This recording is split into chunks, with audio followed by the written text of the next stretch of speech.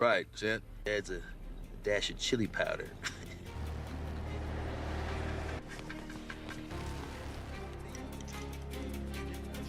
You people still got J-Lo.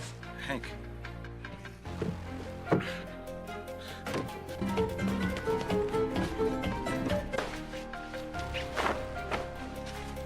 Never expected you to amount to much, but I mean, if you're planning on giving me some... but you know the You want to cook Chris? Actually, I have enough good ones that maybe I'll try and sure as hell not looking forward to 40.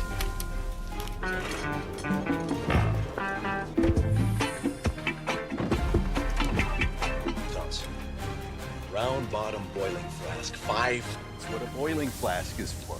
Did you look? Well, we'll see about that.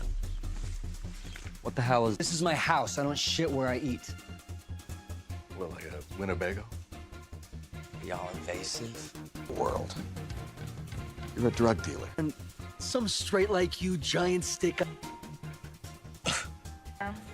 Do I look like a skater?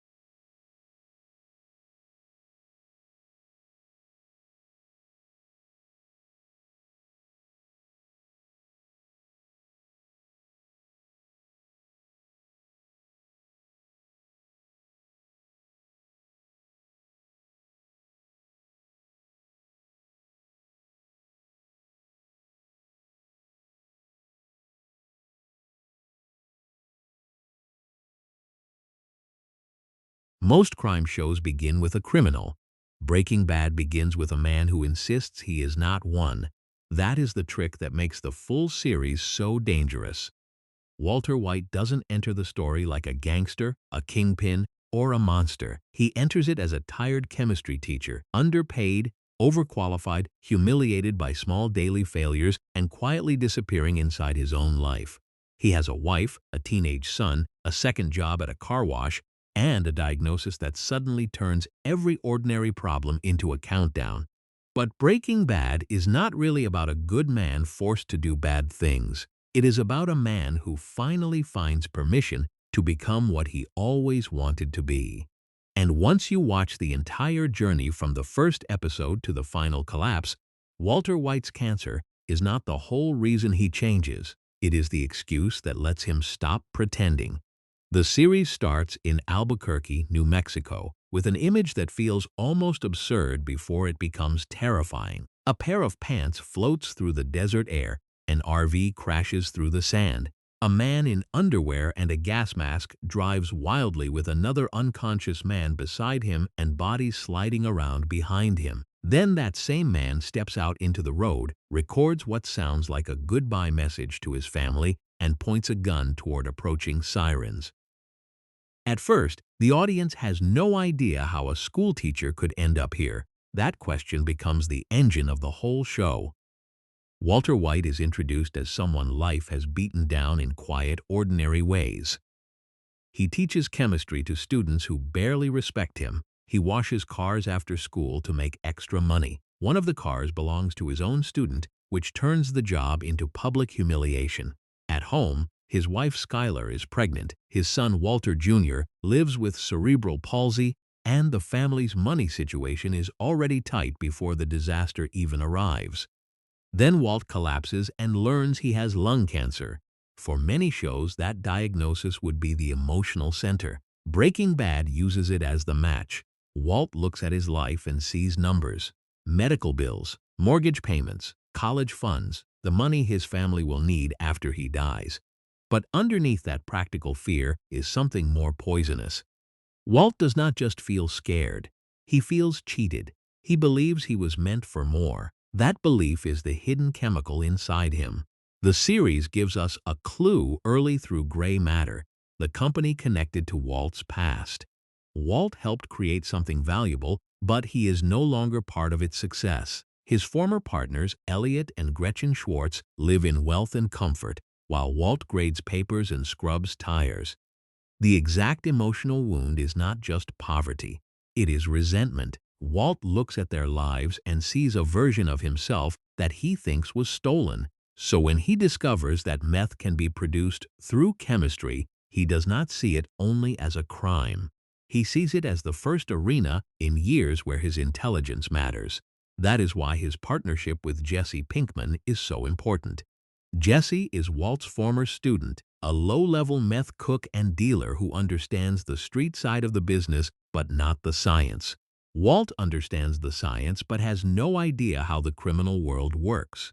Together, they make one complete disaster. Their first alliance is messy, awkward, and almost ridiculous. Walt treats the drug trade like a chemistry assignment. Jesse treats Walt like a clueless old man who wandered into the wrong life crisis, but their relationship becomes the emotional backbone of Breaking Bad. At the beginning, Walt needs Jesse as a doorway into crime. Jesse needs Walt because Walt's product is better than anything he can make himself. But beneath the deal, something more complicated begins. Walt becomes a teacher again, but in the worst possible classroom. Jesse becomes a student again, but this time the lesson is violence, manipulation, and survival. The first major shock is how quickly Walt crosses lines he thought he never could. When their first cook goes wrong and the dealer's crazy eight and Emilio become threats, Walt is pushed into a situation where survival demands brutality. He uses chemistry not as a noble science, but as a weapon. The show makes that transformation feel ugly and intimate. Walt does not instantly become fearless. He panics, he hesitates, he thinks, he calculates. And then, step by step, he does the thing. That pattern becomes his whole life. He does not leap into evil. He negotiates with it until it feels reasonable. The death of Crazy 8 is one of the earliest points where Breaking Bad reveals its real design. Walt talks to him, feeds him, tries to see him as human. For a moment, the audience thinks Walt may still choose mercy. Then he notices the missing piece of the broken plate. Crazy 8 has hidden a weapon. Walt realizes that letting him go will probably get him killed. So Walt kills him first. And the frightening part is not only the act, it is what the act teaches him. Walt learns that he can survive guilt. He learns that panic fades. He learns that once a line is crossed, the next line is easier to approach. Here's the thing. Breaking Bad never lets Walt become powerful without showing the cost to someone else. Jesse absorbs much of that cost first. Jesse begins as comic relief in some ways, loud, reckless, immature, and convinced he knows more than he does. But the longer the series goes, the more Jesse becomes the character whose soul remains visible. Walt hardens by telling himself every choice is necessary. Jesse breaks because he can still feel what they are doing. That contrast is the beginning of the show's moral split. Walt tells himself he is cooking for his family. Jesse often tells himself nothing at all because he cannot build a clean story around the damage. Walt becomes more articulate as he becomes more corrupt. Jesse becomes more wounded as he becomes more aware. Then Tuco Salamanca enters the story and changes the scale. Tuco is not a careful businessman. He is chaos with money and muscle. When Walt shaves his head, adopts the name Heisenberg, and walks into Tuco's world with explosive chemistry in his pocket, the series gives us one of its first mythic Walter White moments. He is no longer just a desperate man in an RV. He is performing power. He is building a mask. But Heisenberg is not simply a disguise. It is a name for the part of Walt that has been waiting. That is why the scene lands so strongly. Walt does not only want money from Tuco, he wants recognition. He wants a dangerous man to look at him and understand that he is dangerous too. Every dollar matters, but respect matters more. This is one of the first hidden truths of the series. Walt's stated goal and Walt's real hunger are not the same thing. His stated goal is security for his family. His real hunger is control. Season 1 plants that idea carefully through the family around him. Skyler sees changes in Walt before she understands them. She knows him well enough to sense deception, but not yet well enough to imagine the scale of it. Walter Jr. sees a sick father and wants him to fight.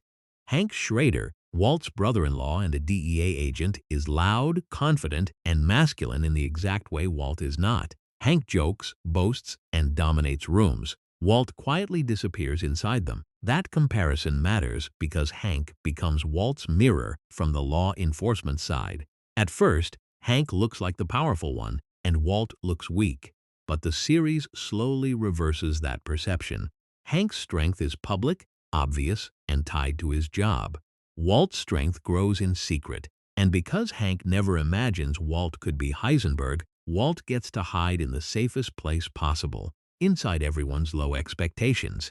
The genius of Breaking Bad is that the criminal empire begins as something almost pathetic. Two men, an RV, desert heat, bad planning, worse decisions. But the product is extraordinary. Walt's blue meth becomes a signature. In crime stories, reputation often comes from violence. In Breaking Bad, Walt's reputation begins with purity. His chemistry is his brand. Before people fear his name, they want what he makes. That detail is crucial because it ties Walt's ego directly to the product. The meth is not just money, it is proof. Proof that he is still brilliant. Proof that the world underestimated him. Proof that he can create something nobody else can match. And that is where the tragedy deepens. Because if Walt only wanted to leave money behind, he would take help when it appears. Elliot and Gretchen offer a way out. They can pay for treatment. They can provide a clean solution, one that protects Walt's family without violence, without lies, without bodies. But Walt cannot accept it because the help comes from the people who represent his deepest humiliation. Taking their money would save his life but confirm the story he hates most. that he needs rescuing. So he refuses. That refusal is one of the most important choices in the entire series. It exposes the lie before Walt is ready to admit it. The problem is not that Walt has no options. The problem is that the legal options do not feed his pride. Crime does. From there, Breaking Bad becomes a transformation story where every victory makes Walt harder to save. He survives Tuco. He earns more money. He gains confidence. But the world he enters does not operate by classroom logic. In the drug trade, intelligence helps, but it does not replace experience.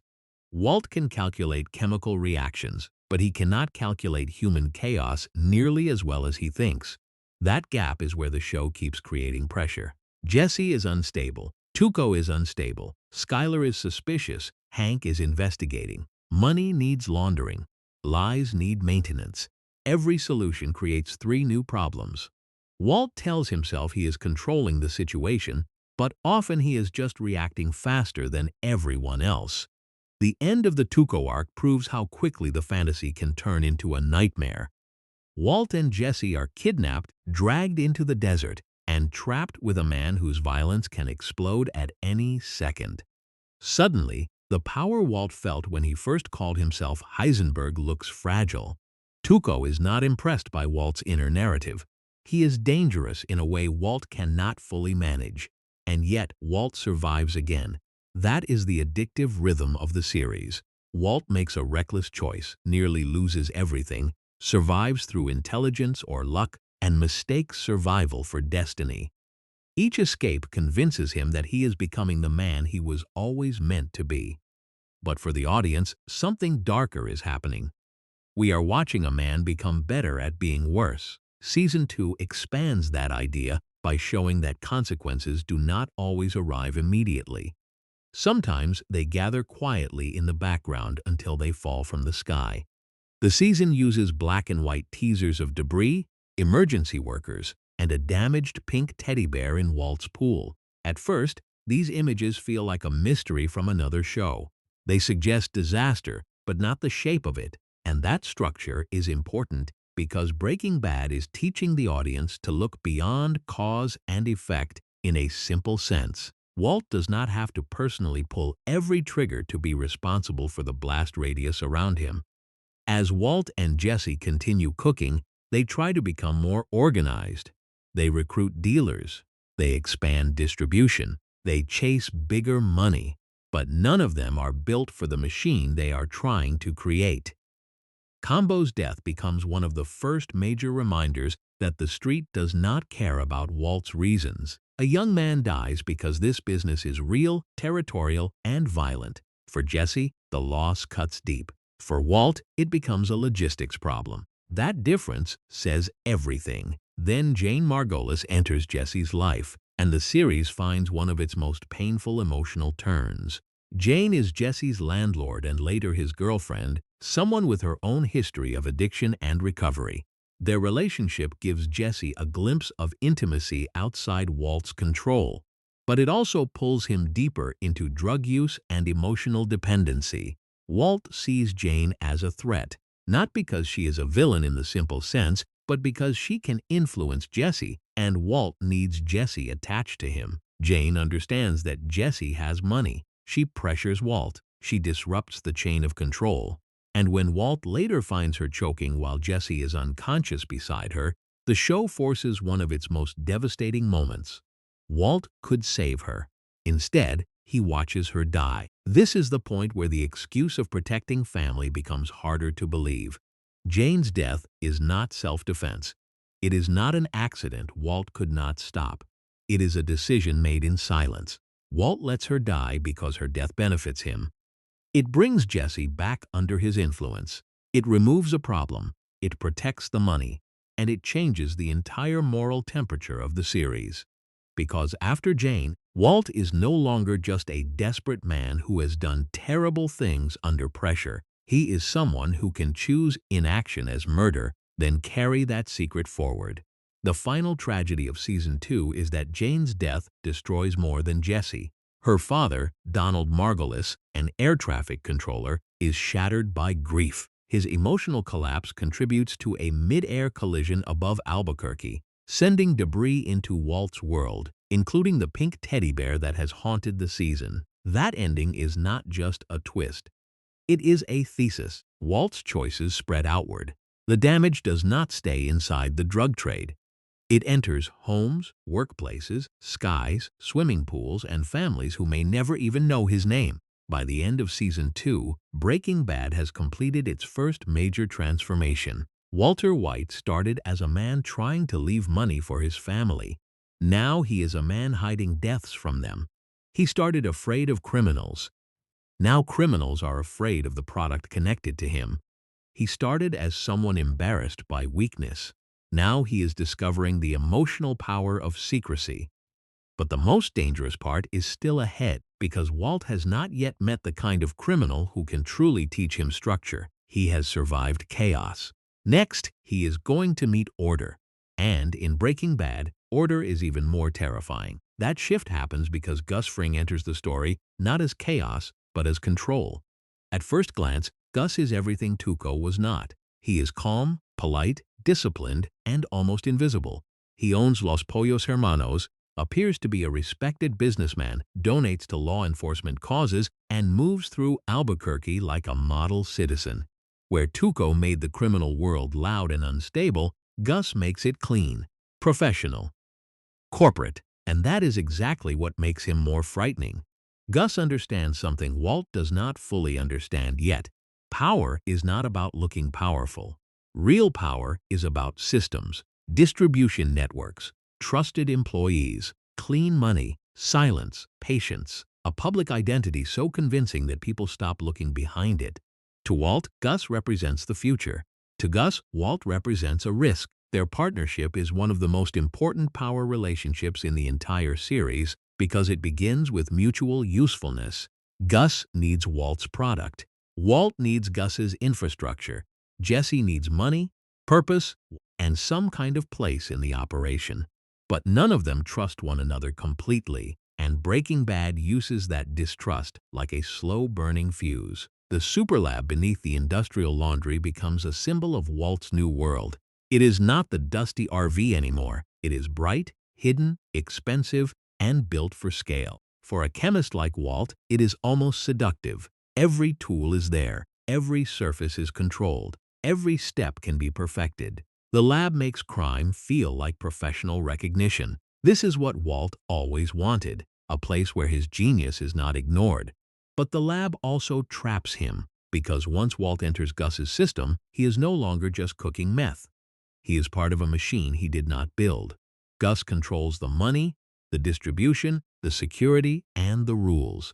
Walt may be the genius behind the product, but Gus owns the empire around it.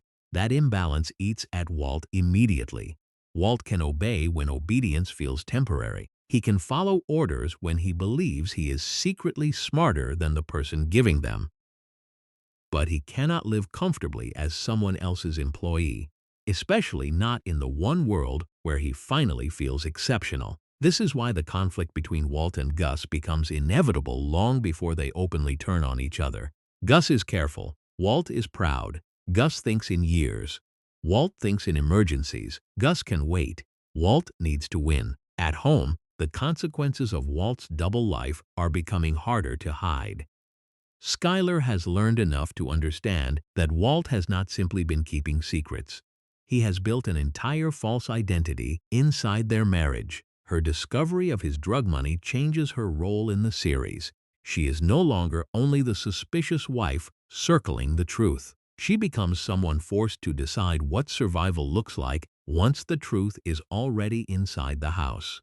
And Skyler's arc is often misunderstood. She is not written simply as an obstacle to Walt's adventure.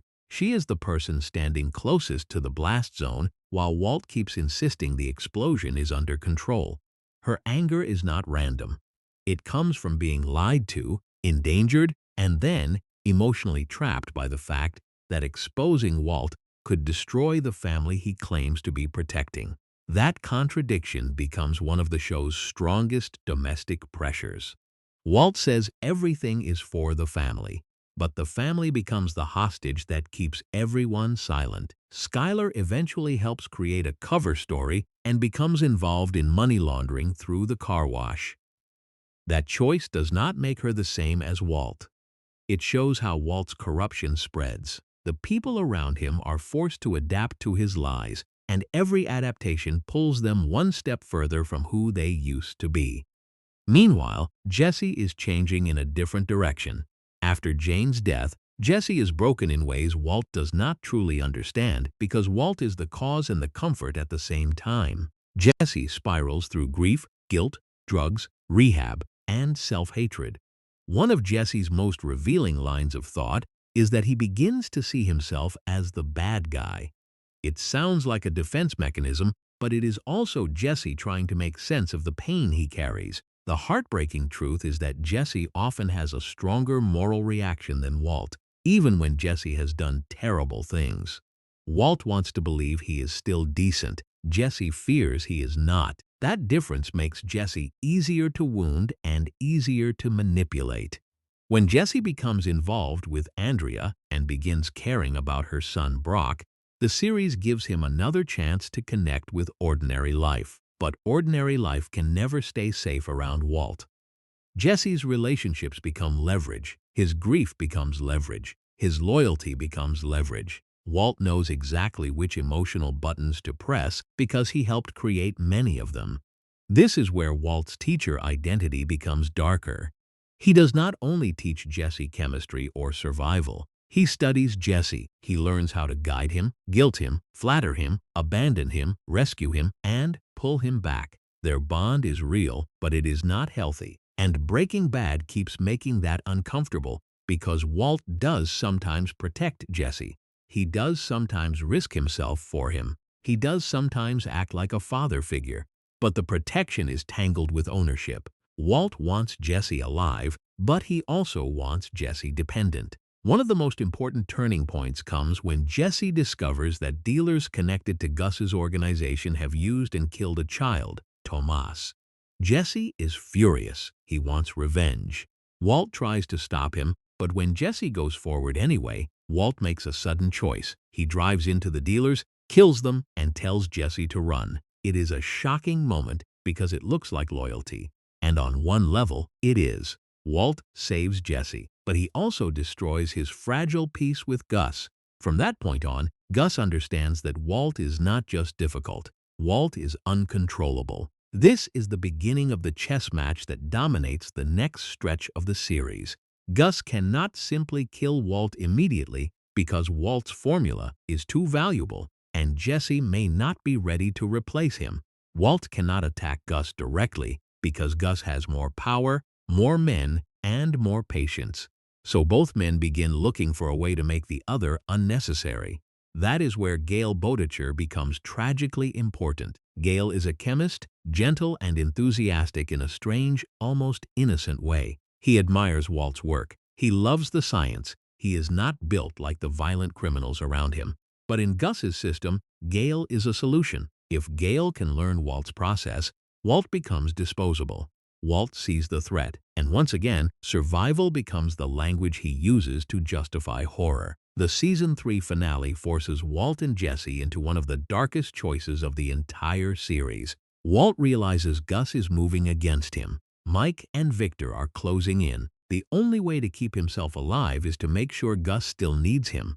And the only way to do that is to remove Gale. So Walt sends Jesse to kill him. This moment matters because it marks a terrible reversal in their relationship.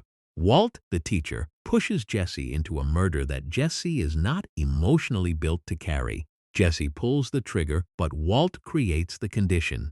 Walt survives by placing the worst burden on the person he claims to care about.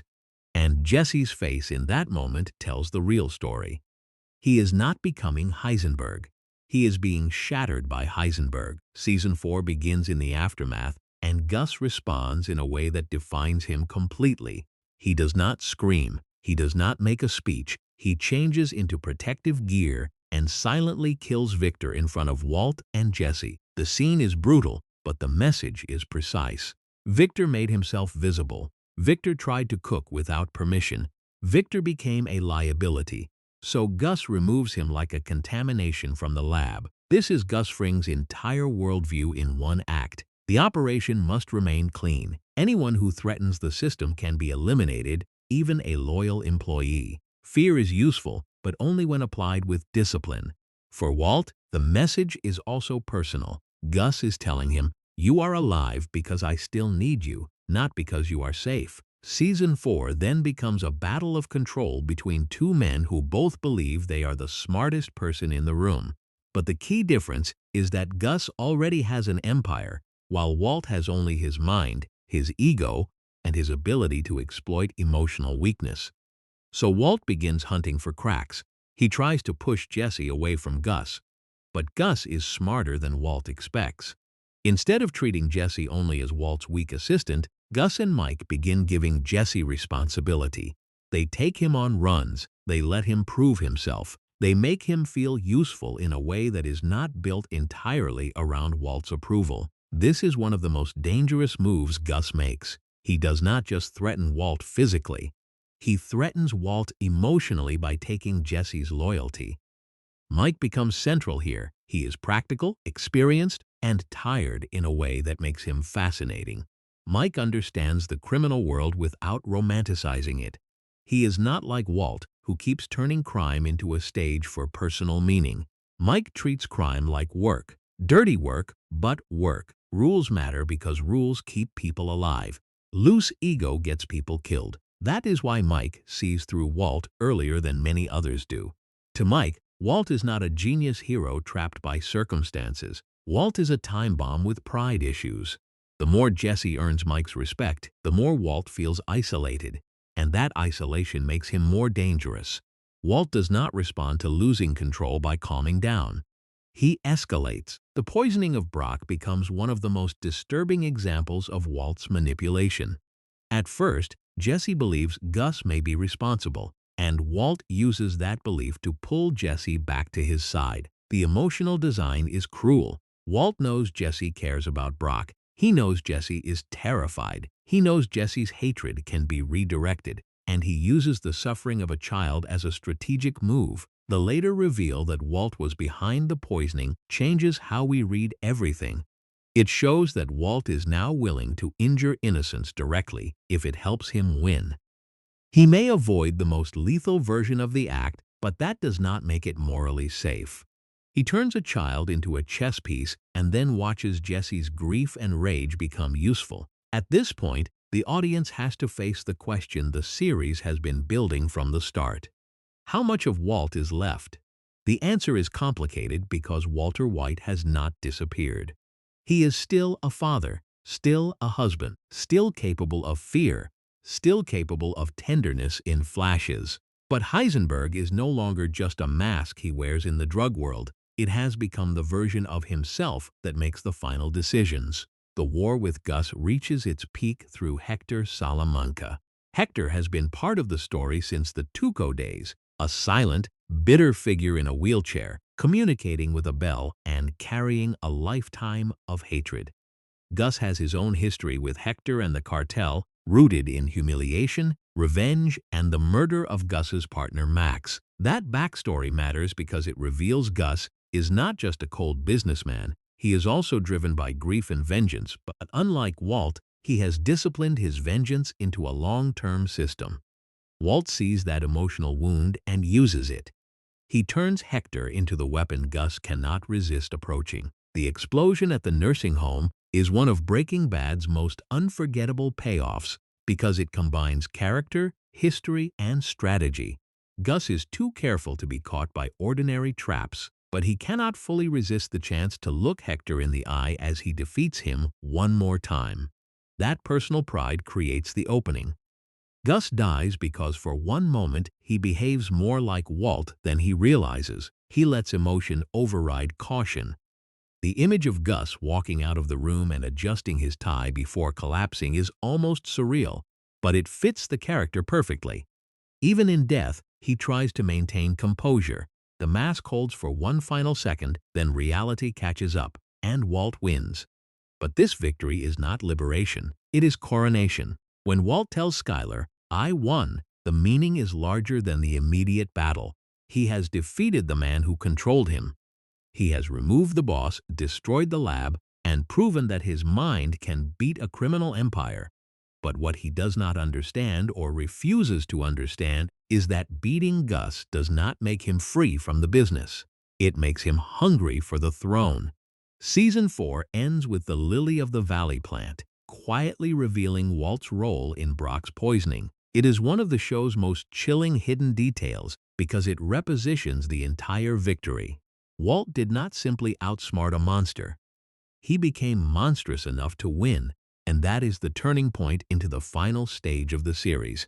For 4 seasons, Walt has told himself he is reacting to cancer, reacting to money problems, reacting to Tuco, reacting to Gus, reacting to threats against Jesse and his family. But after Gus is gone, that excuse weakens. There is no king above him now. There is no one forcing him to continue. So when Walt keeps going, Breaking Bad finally removes the last layer of the lie.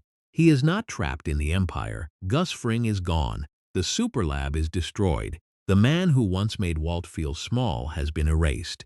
For a moment, it seems like the story could stop there. Walt has survived cancer, survived street dealers, survived the cartel world, survived Gus, and protected himself from exposure again and again. But Breaking Bad understands that the most revealing part of a transformation is what a person does after the emergency ends. Walt does not walk away, he expands. That choice is the final proof of who he has become. When the danger was above him, he could still pretend he was being pushed. When Gus controlled the operation, Walt could frame himself as a trapped man fighting for survival. But now, the path out is visible. The family has money. The biggest enemy is dead. The business has been shattered. And still, Walt wants more. Not because he needs it, because being Heisenberg has become the place where he feels most alive. The first major problem after Gus's death is evidence. The laptop from the superlab could expose them. So Walt, Jesse, and Mike use a giant magnet to destroy evidence inside police custody. It is one of those moments where Breaking Bad briefly turns criminal problem solving into something almost playful, but underneath the cleverness is a serious shift. Walt is not stumbling through this world anymore. He is initiating plans. He is thinking bigger. He is enjoying the scale. But Mike does not enjoy Walt. Mike has seen enough to understand exactly what Walt is.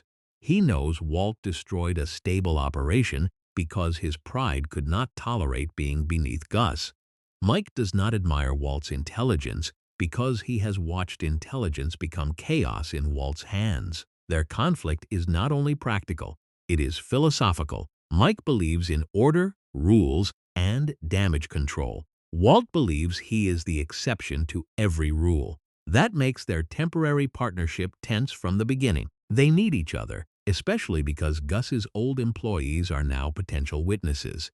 Mike wants to keep paying those men so they stay silent. Walt sees those payments as money being taken from him. Once again, Walt's ego converts practical risk management into personal disrespect. This is the dangerous new version of Walt. He does not only want to win, he wants everyone to acknowledge that he deserves to win. The new meth operation shows how far the series has evolved from the RV days. Instead of cooking in the desert, Walt and Jesse use a pest control company as cover, moving from house to house under the tenting used for fumigation. It is clever, mobile, and strange. The homes become temporary labs, and the image is perfect for the final season. Walt's crime is literally moving through ordinary domestic spaces, hidden beneath a cover that is supposed to remove contamination. But Walt is the contamination now. Jesse, meanwhile, is becoming more and more exhausted by the life. He has money, he has skill, he has Walt's approval in some moments, but none of it heals what has happened. Gail's death still haunts him. Jane still haunts him. The violence around the business keeps proving that there is no clean version of what they do. Todd Alquist enters during this phase, and at first he seems almost polite, quiet, eager to please. That is what makes him so disturbing. Todd does not carry violence like Tuco, with rage and explosion. He carries it like a task. He can smile, follow instructions, and then commit something horrifying with almost no visible emotional conflict. The train heist is the perfect example. Walt, Jesse, Mike, Todd, and the crew steal methylamine from a freight train in one of the show's most suspenseful set pieces. The plan is intricate and nearly impossible, built around timing, weight, water replacement, and the narrow window before anyone notices. It feels like a victory of planning and teamwork. For a moment, the audience can almost get pulled into the thrill of it. Then a child appears. Drew Sharp, a young boy on a dirt bike, has witnessed them. Jesse waves. The moment hangs for half a second, and Todd shoots him. That gunshot destroys the fantasy of the heist. It reminds us that this business cannot become clean just because the plan is elegant. No matter how smart the operation looks, it exists in a world where innocent people can be killed to protect criminals from consequences. Jesse is horrified. Walt is disturbed, but not in the same way, and that difference matters. Jesse sees Drew Sharp as a moral catastrophe. Walt sees him as a terrible complication that must be managed. He can still speak the language of regret, but the center of his thinking has shifted. The boy's death does not make Walt stop. It does not break the spell. It becomes another cost absorbed by the Empire. This is why Jesse's soul becomes the battlefield of the final season. He is the character most visibly crushed by the gap between profit and consequence. The money means less and less to him because the money carries too many ghosts. When he eventually wants out, it is not because he suddenly becomes innocent. It is because he can no longer pretend the business is survivable from the inside. Walt, by contrast, responds to the Empire's cost by demanding the Empire matter more. This leads to one of the most famous moments in the series. Say my name. Walt meets Declan and other distributors after proving the value of his product and his reputation. He does not simply negotiate. He demands recognition. He wants them to say Heisenberg. He wants the name spoken with fear and respect. The money is important, but the moment is about identity. Walter White, the man overlooked in classrooms and car washes, has become a legend in the criminal world, and he needs to hear it out loud. That scene is the clearest expression of Walt's real addiction. He may have started cooking meth for money, but he has become addicted to significance. He wants his genius recognized. He wants his enemies intimidated. He wants his partners dependent. He wants the world to admit that he was never ordinary. The tragedy is that the more powerful he becomes, the smaller his soul looks. When Mike tries to leave the business, Walt's ego once again turns a practical disagreement into a personal wound. Mike does not respect him. Mike does not flatter the myth. Mike sees Walt as the reason everything fell apart. And when Mike says what he really thinks, Walt cannot bear it. Walt kills him. It is not a clean strategic necessity. It is impulsive, emotional, pathetic, and revealing. Walt shoots Mike because Mike tells the truth about him, and immediately after, Walt realizes he could have gotten the names of Mike's men another way. That detail is brutal because it strips away the excuse. Mike dies because Walt's pride cannot tolerate being seen clearly. Then Walt organizes the prison killings, eliminating the remaining witnesses tied to Gus and Mike. The sequence is cold and coordinated, showing that Walt is no longer only capable of killing in the heat of danger. He can authorize mass murder as business cleanup. He can sit safely outside while other men die violently in different prisons, all because loose ends threaten him. At this stage, Heisenberg is not just a name, it is an operating system. And yet, Breaking Bad does something fascinating after Walt reaches the top. It lets him quit. For a brief period, Walt walks away. The money has become enormous. Skyler shows him a storage unit filled with cash, so much that counting it barely matters anymore. It is one of the most important visual symbols in the series. Walt's original goal was a number, a specific amount, a rational target. But the money has grown beyond usefulness. It has become a monument to the lie. Skyler looks at it and asks the question the audience has been asking in different forms for a long time. How much is enough? Walt has no real answer. Eventually, he leaves the business and the family seems to move into a strange, fragile calm. Hank and Marie come over. The Whites gather around the pool. Life almost resembles normalcy again. But Breaking Bad has trained us to know that consequences do not disappear just because a character stops moving. They wait. And the consequence arrives in the quietest possible way. Hank goes to the bathroom and finds a copy of Leaves of Grass. Inside, he sees an inscription from Gail Boetticher to WW.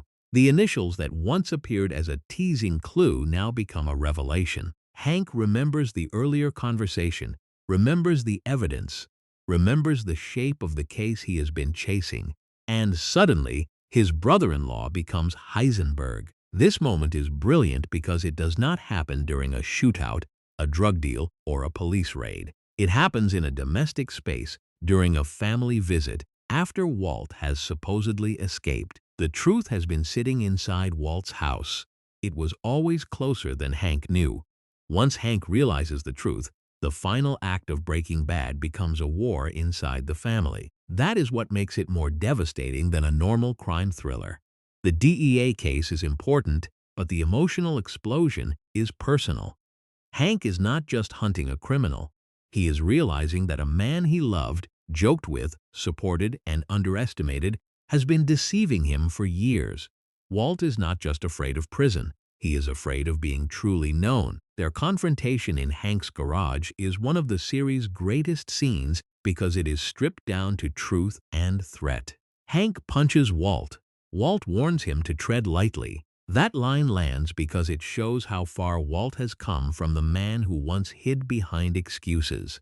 He is speaking to family now with the voice of Heisenberg, and still, Walt believes he can manage it. He thinks he can outmaneuver Hank, control Skyler, contain Jesse, protect the money, and keep the family from collapsing. But the entire series has been building toward the moment when Walt's talent for manipulation finally meets consequences too large to control. Jesse becomes the key. After leaving the business, Jesse is not free. The money Walt gives him feels cursed. He tries to throw it away. He is haunted by Drew Sharp, by Gale, by everything. Then he realizes the truth about Brock. Walt poisoned him. The cigarette, the ricin, Huel, the missing piece of the puzzle finally locks into place. For Jesse, this is the ultimate betrayal. Not because Walt has never lied before, but because Walt used a child and then used Jesse's love for that child as a weapon. It confirms that the father figure Jesse clung to has been manipulating his pain at the deepest level. Jesse's rage becomes uncontrollable, and he goes to burn down Walt's house. Hank intercepts him. That alliance between Hank and Jesse is one of the final season's smartest turns. These two characters were once on opposite sides of the law and often despised each other. But now they are united by the truth about Walt. Hank needs evidence. Jesse needs Walt exposed. Neither fully trusts the other, but both understand that Walt's greatest weapon has always been secrecy, so they attack the secret. The plan with the fake money barrel works because it strikes Walt exactly where he is weakest. They make him believe his fortune is in danger, and he panics. He drives into the desert, to the buried money, to the place where his empire has been physically hidden. In doing so, he leads Hank and Gomez straight to it. For a moment, it looks like Walt is finally beaten. Hank arrests him. Walt is handcuffed. The desert is quiet. The money is there. Jesse watches from a distance. The full circle is almost complete because Walt's journey began in the desert, and now the desert seems ready to swallow the myth of Heisenberg. But Breaking Bad has one more cruel turn. Jack Welker and his neo-Nazi gang arrive because Walt called them earlier for help. Walt tries to call them off, but it is too late. This is the consequence of using monsters as tools.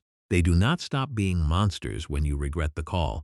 The shootout leaves Hank and Gomez trapped, and then comes the moment Walt cannot negotiate away. Hank understands before Walt does. He knows Jack has already made up his mind. Walt begs, offers money, pleads for Hank's life for once. Walt's words, brilliance, and bargaining fail completely. Hank looks at him and says, with bitter clarity, that Jack has already decided. Then Hank dies. This is the moment the family story finally breaks beyond repair. Walt did not pull the trigger, but Walt brought the gunman there. Walt's choices built the road to that desert. His money, his pride, his secrets, his call for help, all of it leads to Hank's death. And the tragedy is that Hank dies after finally catching him. He wins the truth but loses his life before the world can hear it. After Hank's death, something in Walt collapses, but not into honesty, into cruelty. He tells Jesse that he watched Jane die. It is one of the most vicious things Walt ever does because it serves no practical purpose. Jesse is already captured. Walt has already lost. The confession is a punishment. Walt uses the truth like a knife because Jesse has betrayed him, because Walt is grieving Hank, because everything is falling apart and he still wants someone else to hurt. Then Walt gives Jesse to Jack's gang. Jesse is enslaved, beaten, and forced to cook. Todd keeps him alive as a tool. Andrea is murdered to keep him obedient. Jesse, who spent the series being pulled between guilt and survival, is reduced to a prisoner inside the empire Walt helped create. That is one of the darkest payoffs in Breaking Bad. Walt wanted control over Jesse. In the end, his world turns Jesse into property, and Walt's own family finally sees him without the mask. After the desert, Breaking Bad becomes a story about ruins, not the ruins of the drug empire first, the ruins of the family. Walt returns home in a panic, carrying the weight of Hank's death, the loss of most of his money, and the knowledge that everything he built has finally turned back toward the people he claimed to protect. He wants Skyler and Walter Jr. to leave with him. He wants the family to run. In his mind, there is still a version of the old mission alive: escape, protect, survive. But that version is dead. Skyler understands it before Walt does. Walter Jr. understands enough to know his father is not a hero. The house becomes the final battlefield of the marriage, not because anyone is trying to win, but because the lie can no longer hold its shape. Skyler grabs a knife. Walt fights with her. Walter Jr. protects his mother and calls the police. That moment is devastating because Walt's entire self-justification collapses in the eyes of his son. For most of the series, Walt could tell himself that even if Skyler hated him, even if the law was closing in, even if Jesse suffered, his son still saw him as a father. Walter Jr. was the emotional audience Walt most wanted to keep. But once his son sees the fear in the house and hears enough of the truth, Walt loses that final protected image. The family he claimed to save is now terrified of him. So Walt takes baby Holly and runs. It is a desperate, irrational act, and for a short time it looks like the final proof that Walt has become completely monstrous. But then the phone call with Skyler complicates the moment. Walt knows the police are listening. He performs the role of the abusive mastermind, insulting Skyler, blaming her, making himself sound like the sole architect of everything. On the surface, it is cruel. Underneath, it is also a twisted attempt to protect her legally. This is what makes the final stretch of Breaking Bad so powerful. Walt is not redeemed by small acts of care, but the show does not flatten him into a cartoon villain either. He can still make choices that protect his family in limited ways. He can still love them, but love does not erase what he has done. In fact, his love often makes the damage more painful because it is real and selfish at the same time. He leaves Holly where she can be found safely. Then he disappears. The episode titled Ozymandias feels like the true collapse of the empire, and the title matters. It points to the idea of a king whose great works eventually become dust. Walt believed he was building something permanent: money, legacy, fear, reputation. But in the end, almost all of it is gone. Hank is dead. Gomez is dead. Jesse is enslaved. Skyler is ruined. Walter Jr. hates him. Holly will grow up under the shadow of his crimes. Most of the money has been stolen. His name is exposed. The king still exists, but the kingdom is ash. From there, Walt's exile in New Hampshire becomes a kind of living punishment. He is hidden in a remote cabin, isolated from the world, supplied by Ed Galbraith, the disappearer who specializes in giving people new identities. But Walt's new life is not freedom. It is silence, snow, distance, a fake name, a barrel of money he can barely use, cancer returning, time closing in again. At the beginning of the series, Walt feared dying as nobody. Now he is alive as nobody, and it is unbearable. This is one of the most fitting punishments the show could give him. Prison would punish his body. Death would end the story. But isolation punishes the exact thing that drove him, the need to be seen. Heisenberg became a legend, but Walter White is stuck alone in a cabin, paying a man to sit with him for an hour. All that power, all that money, all that fear, and he cannot even make his own son take a phone call. When Walt contacts Walter Jr. and tries to send money, his son rejects him completely. He does not want the money. He does not want the explanation. He wants Walt to die. That rejection cuts deeper than any police pursuit because it destroys the last emotional excuse Walt had been carrying. If the money is not wanted, if the family is not grateful, if the legacy is poison, then what was it all for? For a moment, Walt seems ready to surrender. He calls the DEA. He sits in a bar, waiting. Then he sees Elliot and Gretchen on television discussing his limited role in gray matter and distancing themselves from him. They minimize him. They reduce him to a footnote. And that old wound, the wound that existed before cancer, before meth, before Heisenberg, opens again. This is one of the final genius moves of Breaking Bad. Walt is not pulled back into action by pure love. He is pulled back by ego. The gray matter interview reminds him of the feeling that started everything, being erased, being denied credit, being treated as small, and suddenly the dying man in hiding becomes focused again. Not because he can rebuild the empire, but because he can still control the ending. The finale, Felina, is not a clean redemption story. It is a reckoning story.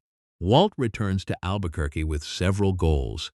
He wants to get money to his family in a way they cannot refuse. He wants to settle unfinished business with Jack's gang. He wants to face Skyler. He wants to see Holly one last time. He wants to free Jesse, though even that motive is complicated. And perhaps most importantly, he wants to die on his own terms. His visit to Elliot and Gretchen is one of the finale's sharpest uses of old history. Walt forces them to agree to deliver his remaining money to Walter Jr. when he turns 18, making it appear as if the money comes from them. It is both clever and threatening. He uses Badger and Skinny Pete with laser pointers to create the illusion of assassins watching from outside. The scene has dark humor, but the emotional point is serious. Walt finally uses the people connected to his original resentment as the channel for the money. In a twisted way, gray matter becomes part of his legacy after all. But this plan also shows Walt accepting something he refused to accept earlier. His family cannot receive the money from him. His name poisons it. The only way to give them anything is to remove himself from the gift. That is not full moral wisdom, but it is a step toward clarity. The most important moment of clarity comes with Skyler. Walt visits her in the small, grim space her life has become. She is no longer the woman planning a baby shower or managing household problems with ordinary stress. She is trapped under legal pressure, public disgrace, grief, and fear. Her brother-in-law is dead. Her sister hates her. Her children's lives are damaged. Walt's crimes have left her with consequences she did not choose and choices she can never fully explain. Walt begins to say the old line again. He did it for the family. Skyler stops him, and then Walt finally tells the truth. He did it for himself. He liked it. He was good at it. He was alive. That confession is the emotional key to the entire series. It does not erase the fact that Walt cared about his family. It does not mean the money never mattered. But it finally separates the partial truth from the real truth. Walt's family was part of his motive, especially at the beginning, but the deeper engine was pride, power, and the feeling of being exceptional. Heisenberg gave him identity. Crime gave him purpose. Fear gave him status. For 5 seasons, Walt's greatest lie was not the lie he told Hank, Skyler, or Jesse. It was the lie he told himself. By admitting the truth to Skyler, Walt does not become innocent. He becomes honest too late. That is why the scene is so strong. Skyler does not forgive him in a sentimental way. She allows him a final look at Holly. She gives him information about where Hank and Gomez are buried. She lets him leave. It is not reconciliation. It is the last fragile exchange between two people whose life together has been destroyed. Then Walt goes to the compound. Before that final confrontation, the series shows Jesse still imprisoned, scarred, and forced to cook for Todd and Jack's gang. Jesse's suffering is the clearest evidence that Walt's empire outlived Walt's control. The men Walt used as backup have taken his money, killed his family, and turned Jesse into a slave. The product continues, but the mythology has rotted completely.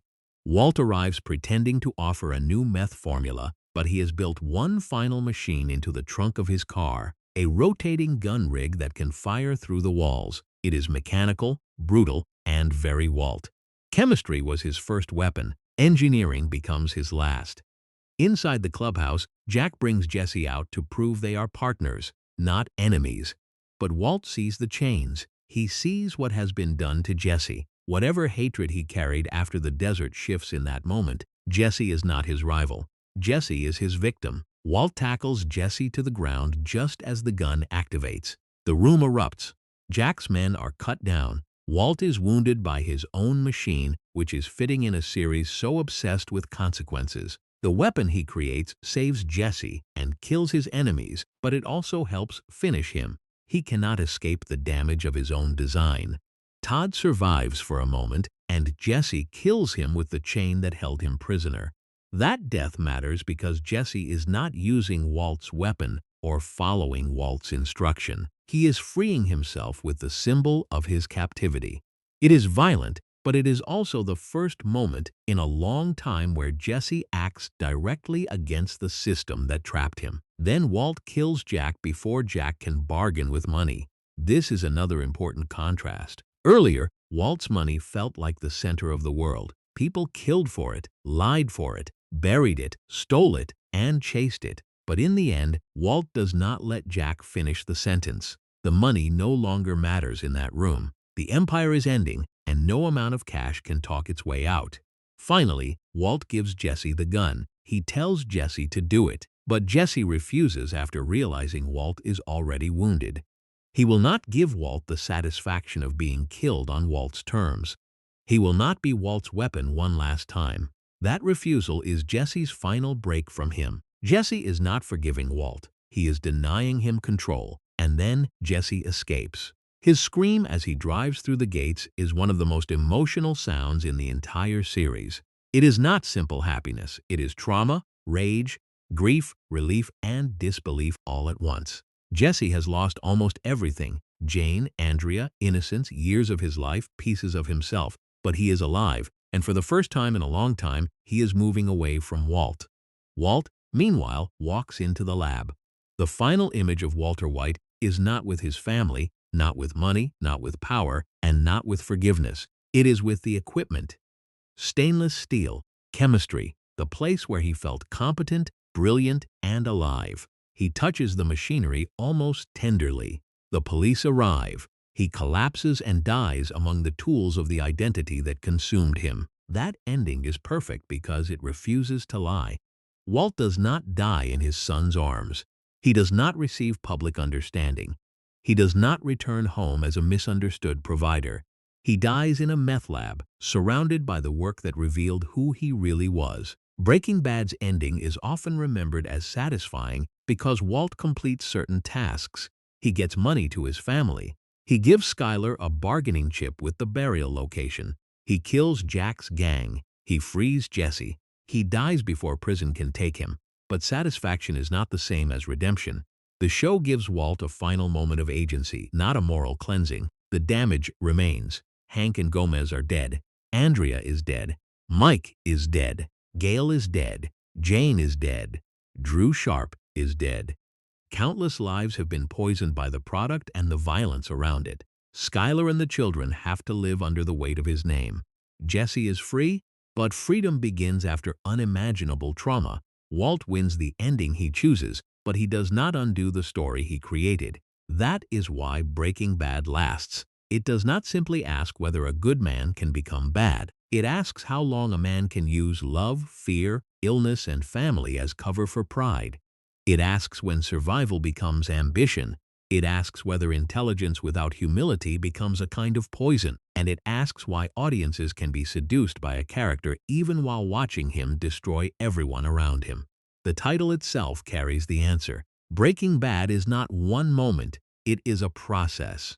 It is the first lie that makes the second lie easier, the first body that makes the next body manageable, the first excuse that becomes a philosophy. Walt's transformation feels believable because the show never treats evil as a switch. It treats it like chemistry: pressure, heat, reaction, change.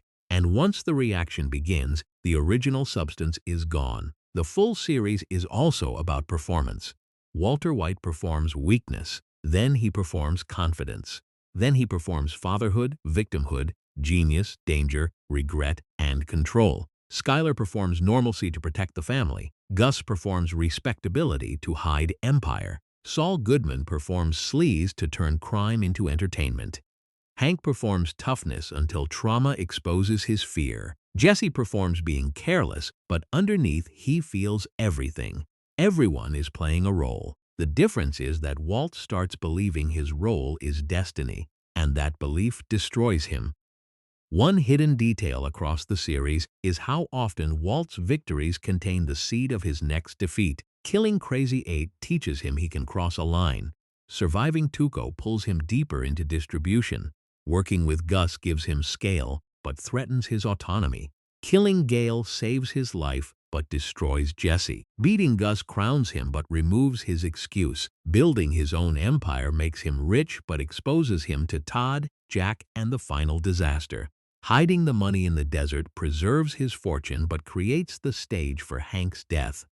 Every solution is a reaction that produces new poison. That is why the series feels so tightly designed. It is not just a chain of shocking events, it is consequence architecture. Choices echo, objects return, words change meaning. The pink teddy bear, the ricin cigarette, the fly in the lab, the copy of Leaves of Grass, the blue meth, the pork pie hat, the crawl space, the car wash, the desert. All of them become pieces of a moral map. The desert especially becomes the show's judgment ground. It is where Walt first cooks, where he first fears the sirens, where Tuco drags him, where money is buried, where Hank dies, where Walt loses the empire. The desert looks empty, but in Breaking Bad it remembers everything. And then there is the color of the product itself. The blue meth becomes famous because it is pure, but symbolically, it is also Walt's signature. It turns chemistry into identity. It makes his work visible in a world where he felt invisible. But the same signature also helps build the legend that law enforcement and criminals follow. Walt wants recognition, and recognition becomes evidence. That is the trap of ego. You cannot be invisible and legendary at the same time. By the end, what remains of Walter White is not the myth of a provider, but the warning of a man who confused being needed with being loved, being feared with being respected, and being good at something with being justified in doing it. Breaking Bad works because it lets us understand Walt without asking us to excuse him. We see the humiliation, we see the diagnosis, we see the money pressure, we see the brilliance, we see the moments where the world really was unfair to him. But then we see the choices. Again and again, when a door opens toward humility, honesty, or escape, Walt chooses pride. That is the real tragedy. He did have chances. He just hated the version of himself that would have taken them. If you want more full series breakdowns in this style, stay with Series Span Cinema. Because Breaking Bad is not just one of television's greatest crime dramas because of its twists, its villains, or its suspense. It is great because it understands something uncomfortable about human nature. Sometimes the monster does not arrive from outside. Sometimes it is built from the wounded parts of a person who finally gets power and decides that power feels better than peace. Walter White did not become Heisenberg because cancer changed everything. Cancer revealed what was already waiting, and once he saw it, he could not stop looking. But even after the ending, Breaking Bad keeps working because its story does not stop at the final gunshot. The real afterimage of the series is not only Walter White lying dead in the lab, it is the question of what his world did to everyone who survived it, because a normal crime story can end when the kingpin falls. Breaking Bad is more ruthless than that. It understands that when someone builds an empire out of lies, the collapse does not return everyone to normal. It leaves people standing in the wreckage, carrying pieces of a life they can never fully explain. Skyler survives, but survival is not peace. By the end, she has become one of the clearest examples of collateral damage. At the beginning, Skyler is living inside ordinary anxieties: bills, pregnancy, family tension, a husband who seems emotionally distant, a future that feels uncertain but recognizable. By the end, she is living under legal scrutiny, social disgrace, financial ruin, and grief that reaches into her own family through Hank's death. Her tragedy is not that she was completely innocent of every choice. The tragedy is that Walt's choices forced her into a shrinking room of bad options. Tell the truth and destroy the family immediately. Stay silent and become part of the cover. Push back and risk Walt's retaliation or collapse. Cooperate and lose pieces of herself. That is what Walt never fully understands until it is far too late. He keeps saying he is protecting the family, but his version of protection requires everyone else to live inside fear. His family does not get safety. They get secrecy. They get money they cannot openly use. They get a father and husband whose presence becomes more dangerous than his absence. Walter Jr.'s arc is also devastating because he begins the series admiring his father's fight against cancer. To him, Walt is quiet, awkward, maybe frustrating, but still fundamentally good. Walter Jr. wants him to accept help, wants him to survive, wants him to be brave. And for a long time, Walt uses that love as part of the emotional shield around himself. But once the truth breaks through, Walter Jr. becomes one of the few characters who refuses Walt's final mythology completely. He does not want the money. He does not want the legend. He does not want the explanation. His rejection is so powerful because it comes from the person Walt claimed to be doing everything for. If Walt's son rejects the gift, then the whole provider story falls apart. That is why the finale has to route the money through Elliot and Gretchen. Walt cannot give his family a legacy directly anymore. His name has become toxic. The only way to provide is to disappear from the act of providing, and that is a punishment perfectly designed for him. Because Walt wanted credit. He wanted recognition.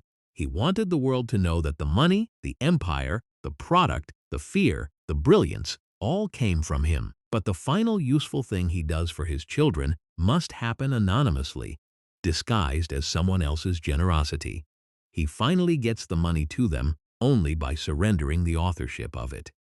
For Walter White, that is almost worse than losing it. Then there is Marie. Marie's role can seem smaller compared with Walt, Jesse, Skyler, Hank, and Gus, but by the end, her grief becomes one of the show's sharpest reminders that the damage spreads through ordinary people.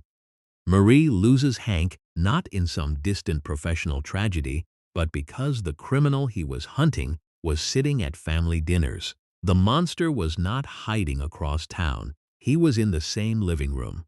Her anger toward Skyler is painful because it is personal and understandable. Skyler knew enough to stay silent. Marie's husband died in the chain of consequences that silence helped preserve. But Skyler was also trapped by Walt, trapped by fear, trapped by children, trapped by the machinery of a lie that grew too large for any one person to stop. Breaking Bad does not make that easy because real damage is not easy. Grief does not pause to create perfect moral categories. Hank's death, especially, changes the meaning of the entire series when you look back. For most of the show, Hank is both comic relief and threat. He is loud, crude, proud, sometimes insensitive, but also brave and deeply committed to justice. His early confidence hides his own vulnerability, especially after trauma from the cartel world shakes him. His panic attacks show that the tough guy performance is not the whole man. That is what makes his final stand matter. Hank does not die as a joke, a fool, or a man who never understood. He dies having solved the case. He dies knowing exactly who Walt is. He dies refusing to beg for a life that he understands Jack will not spare. In that moment, Hank is clearer than Walt. Walt still believes words and money can control the situation. Hank knows the truth. The line has already been crossed. The bullet is only catching up. And this is one of Breaking Bad's deepest patterns. Walt is often the last person to understand the moral reality of what he has created. He understands chemistry. He understands leverage. He understands fear. But again and again, he misunderstands the human cost until it is irreversible. Jesse understands that cost earlier because he feels it more directly. That is why Jesse's ending matters so much. His escape is not neat happiness. It is the beginning of survival after captivity. By the end, Jesse has become the emotional opposite of Walt. Walt starts weak and becomes powerful by killing his conscience. Jesse starts reckless and immature, then becomes more morally awake through suffering. Walt becomes less human as he gains control. Jesse becomes more human as control is taken away from him. That contrast is the heart of the show. Jesse is not innocent. He cooks meth, sells drugs, lies, hurts people, and kills Gale. The series never erases that, but Jesse's guilt remains alive. He is haunted by what he does. He cannot turn every wound into a speech about necessity. He cannot look at a dead child and convert it into a business problem. His pain is evidence that some part of him still recognizes right and wrong. Walt sees Jesse's emotional sensitivity as weakness. The show sees it as the part of Jesse that might still save him. This is why Jesse refusing to kill Walt in the finale is so important. Walt tries to hand him one last role, executioner. Jesse refuses, not because Walt deserves mercy in a simple sense, but because Jesse will not let Walt script the final moment. He will not be used again, even for revenge. That choice is Jesse's first real victory over Walt. Not killing him is not forgiveness. It is freedom from instruction. The show's wider world also changes when Walt falls. Saul Goodman disappears. The lawyer who turned criminal chaos into performance has to abandon his identity and vanish into another life. Saul is important because he represents the commercial side of corruption. Walt brings chemistry. Gus brings logistics. Mike brings discipline. Saul brings permission. He makes crime feel manageable, even funny. He translates danger into paperwork, slogans, fake names, and escape routes. But Saul's humor is always built on rot. He helps people believe consequences can be negotiated forever. Breaking Bad proves they cannot. Mike, too, becomes more tragic in hindsight. He is not morally clean, but he is disciplined. He knows the business is ugly, and he does not pretend it is noble. His code is limited, but it is still a code. He wants to provide for his granddaughter. He wants his people paid. He wants operations stable. He wants ego kept out of the work. That is exactly why Walt cannot tolerate him. Mike sees Walt without the mythology. He is not impressed by the chemistry legend because he has watched the bodies pile up behind it. When Mike calls Walt out, he punctures the fantasy. And Walt responds the way he often responds when someone exposes his pride. He destroys the person holding the mirror. Gus is another mirror, but a more dangerous one. Gus shows what Walt could become if his ego had discipline. He is patient, strategic, and almost perfectly masked. His public face is so controlled that it becomes a shield. But Gus is not free from emotion. His hatred of Hector and the cartel is deeply personal. His revenge is just colder and better organized than Walt's. That is why Gus and Walt are such powerful enemies. They are not opposites. They are different versions of control. Gus turns pain into system. Walt turns humiliation into expansion. Gus hides his ego behind patience. Walt eventually lets his ego walk into every room wearing a hat. Their conflict ends because each man finds the other's emotional weak point. Gus manipulates Jesse and tries to isolate Walt. Walt manipulates Hector's hatred and Gus's need for revenge. In the end, Gus dies because he allows one personal satisfaction to override his caution. That is the same weakness that destroys Walt later. Pride always wants one more moment. One more victory, one more insult answered, one more name spoken, one more proof. Breaking Bad's production style reinforces this moral design. The show often uses visual objects as storytelling anchors. The pink teddy bear is not just a mystery clue. It is a symbol of innocence burned by consequences. The Fly episode is not just about a bug in the lab. It is about contamination, guilt, control, and Walt's inability to accept that some things cannot be fixed through precision. The crawl space is not just a location. It becomes the image of Walt realizing that the money he counted on has already been redirected by Skyler, and his laughter turns into something almost monstrous. The show understands that a single object can carry a whole moral state. The hat works the same way. Walt's pork pie hat begins as part of the Heisenberg persona, a costume for confidence. But over time, the costume and the man merge. He does not simply wear the hat to look dangerous. He wears it because he has built an identity that feels more truthful to him than Walter White ever did. And that is frightening because the persona was supposed to be temporary. The same thing happens with the name Heisenberg. At first, it gives Walt cover. Then it gives him power. Then it becomes a demand. By the time he tells another man to say his name, he is not hiding behind the alias. He is asking to be worshipped through it. That moment is the opposite of the pilot. In the pilot, Walt thinks he is about to die unknown in the desert. By the final season, he would rather be feared as Heisenberg than safely forgotten as Walter White. The tragedy is that both identities are real. Walter White is not a fake person replaced by Heisenberg. Heisenberg is not an alien force that takes over. The series is more honest than that.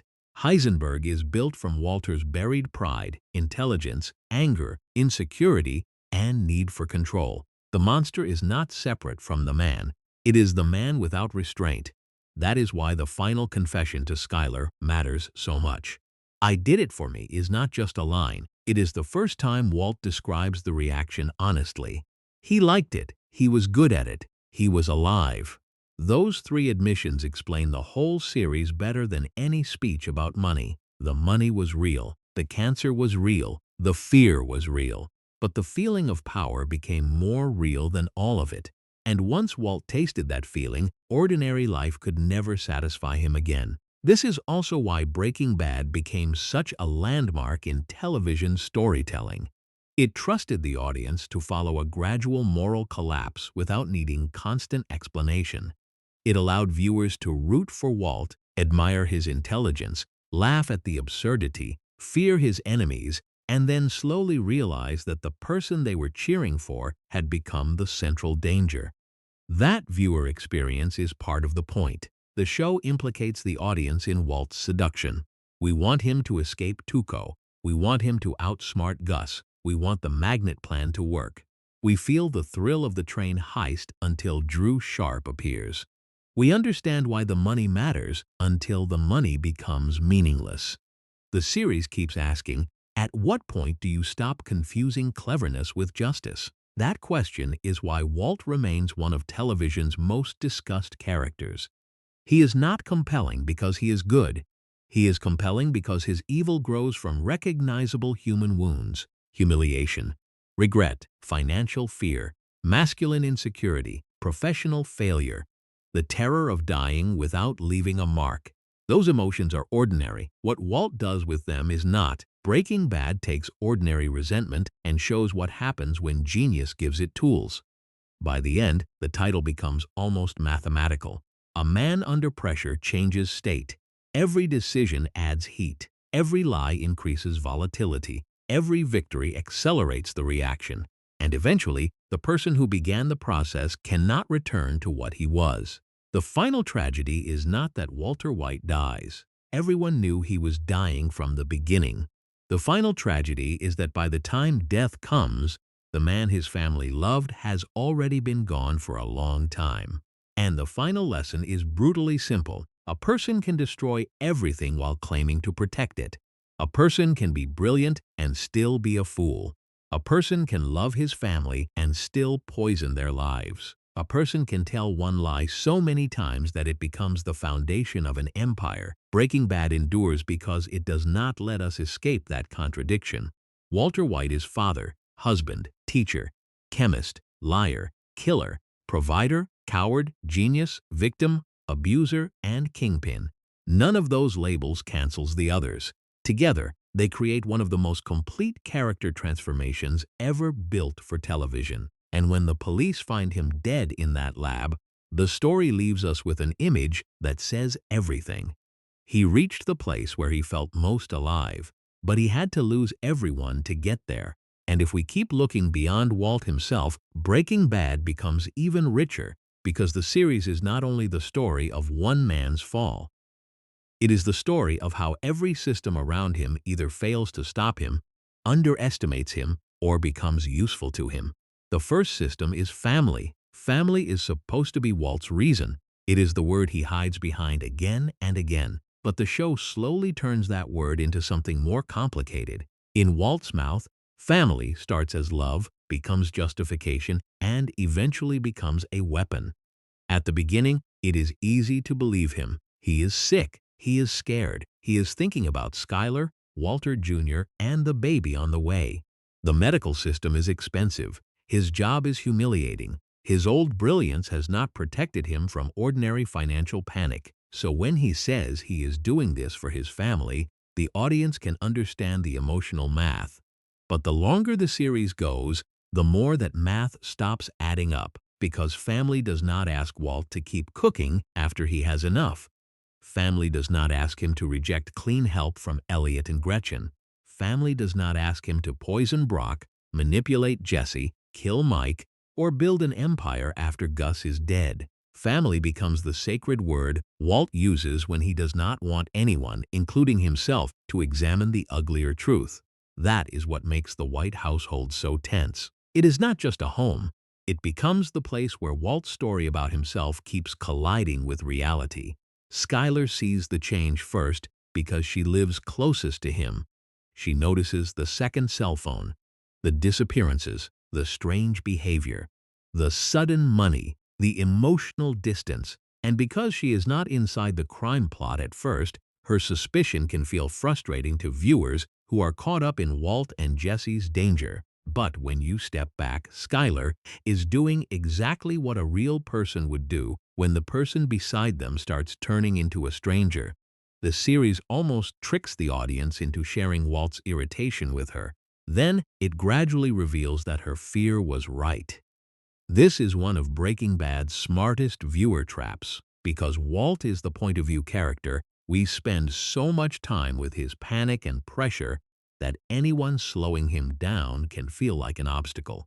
But the full series keeps correcting that perspective. Skyler is not blocking the story. Skyler is living with the consequences of a story Walt refuses to stop telling. And once she enters the cover-up, her role becomes even more tragic. The car wash is a perfect symbol. Earlier, the car wash was where Walt felt humiliated, forced to scrub cars for extra money under a boss who treated him poorly. Later, the same place becomes the family's money laundering front. Walt turns an old symbol of weakness into a tool of criminal power. On the surface, that seems like victory. But for Skyler, the car wash is not triumph. It is proof that her normal life has been converted into infrastructure for Walt's lie. She becomes practical because someone has to be. She understands paperwork, cover stories, numbers, appearances. She thinks about what Walt ignores. But the more competent she becomes at hiding the truth, the more trapped she feels by the truth. Her intelligence does not free her. It makes her more useful to the machine. That is one of the darkest things the series says about complicity. People do not always become involved because they want evil. Sometimes they become involved because every available exit seems to hurt someone they love, and then the machine uses them anyway. The second system is law enforcement. Hank and the DEA are always close and always behind. That is not because Hank is stupid. Hank is actually a strong investigator. He notices patterns. He follows evidence. He risks himself. He survives violence that would break many people. But his blind spot is emotional. He cannot imagine Walter White as Heisenberg because Walter is already filed away in his mind as harmless. That blind spot is not only Hank's, it belongs to almost everyone. Walt hides inside the identity of a disappointing middle-aged man. That identity becomes camouflage.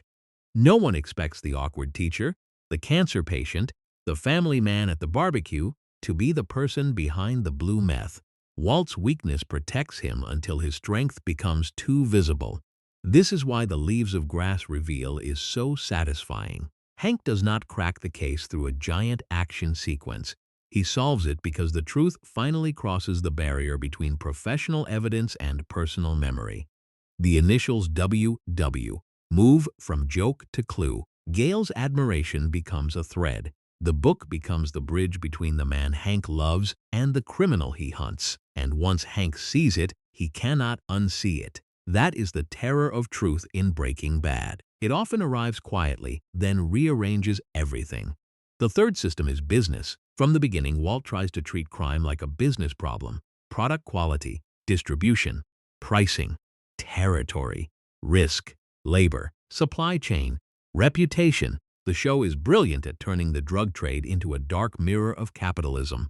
Walt's blue meth is a premium product. Gus's empire is a corporate network. Saul is marketing and legal strategy. Mike is operations. Lydia is international expansion. Todd and Jack are brutal subcontractors. Everyone has a role, but the product at the center destroys people. That contradiction is the point. Breaking Bad often makes the business side look clean and efficient, then reminds us what the efficiency is serving. Gus can wear a suit and run a restaurant chain. Lydia can speak in corporate language and worry about logistics. Walt can talk purity percentages.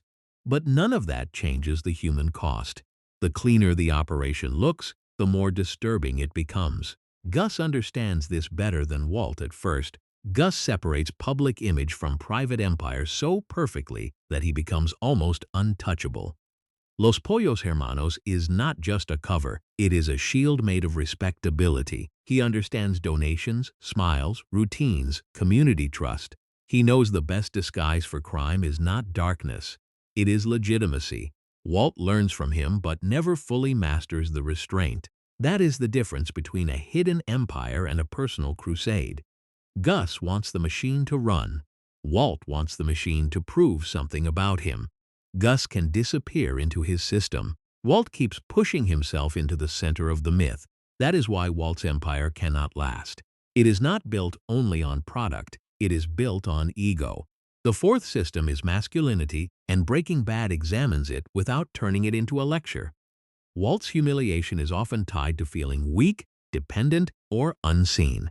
Hank performs confidence loudly. Elliot represents the successful man Walt thinks he should have been. Bogdan controls him at the car wash. Doctors control his body. Money controls his choices. Even charity feels like an insult because it reminds him he is not self-sufficient.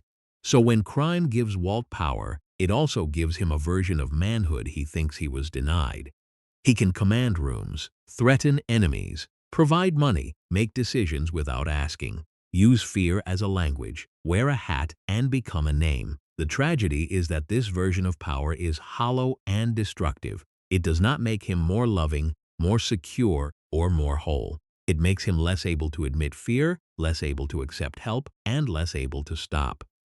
Jesse's masculinity is different. He performs toughness through slang, attitude, drugs, and false confidence, but underneath he is emotionally exposed. He wants approval, he wants belonging, he wants someone to tell him he is not worthless. Walt sees that need and exploits it, but the series also shows why Jesse is vulnerable to him.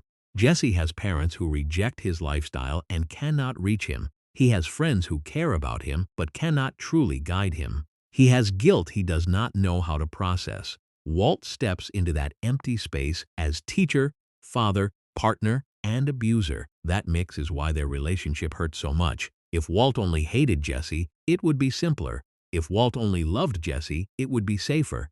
But Walt needs Jesse, resents Jesse, protects Jesse, controls Jesse, and sacrifices Jesse depending on what the moment demands. Jesse keeps returning because the good moments feel real enough to make the bad moments confusing. That is how manipulation often survives, not through constant cruelty, but through unpredictable kindness. Breaking Bad understands that. It shows abuse not as a simple absence of affection, but as affection poisoned by control. The fifth system is chance. For a show so carefully plotted, Breaking Bad repeatedly reminds us that Walt is not as in control as he thinks. Random details change everything. A plate shard, a child on a dirt bike, Hank needing to use the bathroom, a book left in the wrong place, a phone call at the wrong time, a partner's grief, a witness who sees too much, a gang that arrives after Walt tries to cancel the plan. Walt survives many situations partly through intelligence, but also through luck. His mistake is treating luck as proof of superiority. Every time he survives, his ego grows. Every time a plan works, he thinks it confirms that he can master the world. But the series keeps showing that the world is full of variables he cannot control. People are not chemicals. They do not react exactly as predicted. Fear, grief, pride, love, addiction, and revenge all create unstable reactions. Walt knows chemistry, but he keeps misreading humanity, and that is why the ending feels inevitable. Not because every event was destined, but because Walt's character keeps pushing chance toward disaster. He makes situations more volatile, then congratulates himself for surviving the explosion. Until one explosion takes too much. The series also works because its villains are not random obstacles. Each major antagonist reveals a stage of Walt's growth. Crazy 8 teaches Walt that killing is possible. Tuco teaches him that the criminal world is violent and unpredictable. Gus teaches him that crime can be disciplined, corporate, and hidden. Mike teaches him that professionalism requires ego control. Jack teaches him that using pure brutality as a tool means brutality may eventually own the situation. Todd teaches him that politeness can coexist with emptiness, and each time, Walt absorbs part of the lesson while missing the moral warning. He learns violence from the violent, strategy from the strategic, silence from the disciplined. But he does not learn humility, which is the one thing that might have saved him. That is why Breaking Bad's full series arc feels complete. Walt does not just face enemies. He studies them, borrows from them, defeats them, and becomes a new version of what they represented. By the time he reaches the end, he carries pieces of all of them. He has Tuco's capacity for sudden violence, Gus's taste for empire, Mike's practical ruthlessness without Mike's restraint, Saul's talent for performance, Jack's willingness to treat people as disposable when necessary. But none of those pieces make him whole. They make him hollow. And then, when the hollow center is finally exposed, all that is left is the truth he tells Skyler. He liked it. That line keeps echoing because it is the one sentence Walt could have said much earlier and maybe changed everything. If he had admitted that he wanted power, wanted respect, wanted to feel alive, then the fantasy of sacrifice would have been harder to maintain. But Walt's genius is not just chemical. He is brilliant at narrating his own corruption in noble language. That is the final warning of Breaking Bad. The most dangerous lies are not the ones people tell to fool others. They are the ones that let people admire themselves while doing damage. And Walt admired the story of himself for a very long time. He admired the provider, the genius, the fighter, the man who refused to be humiliated, the man who would not disappear quietly, the man who built something from nothing, the man who beat richer men, stronger men, younger men, and colder men. But the audience sees what that story costs. A family broken, a partner tortured, a brother-in-law buried in the desert, a wife left with trauma and blame, a son left with hatred and confusion, a baby who will inherit a ghost, a city marked by violence, a trail of bodies connected to one man's need to matter. That is why the final image is not triumphant, even though Walt wins his final battle. It is lonely. He dies with the lab, not with the people. The place where he felt most himself is also the place that proves how far he drifted from everyone who loved him. And that is the full tragedy of Breaking Bad. Walter White finally becomes unforgettable, but only by making sure the people closest to him wish they could forget. Another reason Breaking Bad stays powerful is that it understands the difference between intelligence and wisdom. Walter White is one of the smartest people in almost every room he enters. That is never the question. He can solve chemical problems, improvise under pressure, design traps, read certain kinds of weakness, and turn ordinary objects into weapons. The series never asks us to doubt his brilliance. It asks us to notice what his brilliance cannot do. It cannot make him honest. It cannot make him humble. It cannot make him emotionally mature. It cannot make him stop. That is the central danger of Walt. He has a powerful mind attached to an injured ego, and because his mind keeps rescuing him from disaster, his ego keeps growing stronger. Every escape becomes evidence, at least to him, that he deserves to continue. Every victory becomes proof that he was right. Every enemy defeated becomes another reason to ignore the voices telling him to quit. This is why Breaking Bad is not only a crime drama, it is a study of self-justification. Walt is always explaining himself to Skyler, to Jesse, to Saul, to Hank, to his family, to himself. He wraps decisions in logic, numbers, necessity, timing, and protection. But the real motive is often visible underneath the speech, like a stain he cannot fully cover. When he refuses help from Elliot and Gretchen, the speech is about dignity, but the motive is pride. When he keeps cooking after earning enough, the speech is about future security, but the motive is power. When he manipulates Jesse, the speech is about partnership, but the motive is control. When he says he is protecting the family, the speech is about love, but the motive is often ownership of the family story. Walt does not only want his family safe, he wants to be the reason they are safe. That difference is everything. Because if safety were the only goal, he could accept help. He could confess earlier. He could quit when the money is enough. He could leave the business after Gus. He could let Jesse go. But Walt does not want a solution that makes him feel small. He wants a solution that makes him feel powerful. The show's title can also be read as a slow rejection of responsibility. Breaking Bad sounds like a turn, a movement, a change from one state to another. But Walt keeps treating that change as something happening to him, not something he is choosing. Cancer happens to him. Poverty happens to him. Humiliation happens to him. Gus threatens him. Hank investigates him. Jesse disappoints him. Skyler resists him. In Walt's mind, he is always responding. But the series keeps showing the choice inside the response. That is why the small moments matter as much as the big crimes. Walt lying about where he has been. Walt rehearsing explanations. Walt making Skyler doubt her own instincts. Walt giving Jesse praise at exactly the moment Jesse is most likely to return. Walt standing silently when he could speak. Walt looking at money not as a tool, but as proof.